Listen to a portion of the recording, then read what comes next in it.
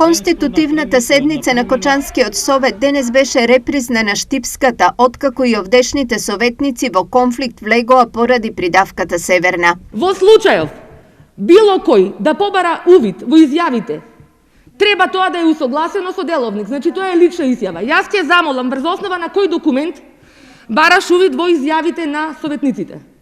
Те молам, повикај се врз основа на кој член од деловникот, законот, што се повикуваш. Не сум ја правник. Па ако не си правник, што изиграваш тука петел, бре? Значи по процедура барам да се документира тоа што го кажува. А ти не си деш.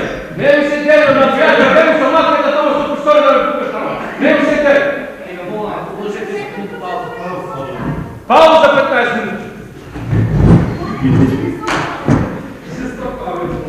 Сепак на крај Советот е конституиран, а за председател со 10 членови за и 1 воздржан беше избран Лазо Митев од советничката листа на ВМРО-ДПМН. Повторената слика од Штип во Кочанскиот совет веројатно ќе биде предмет на работа за инспекторите од Министерството за локална самоуправа, кој по истиот повод беа во Штип и за 3 работни дена ветија информација за случајот.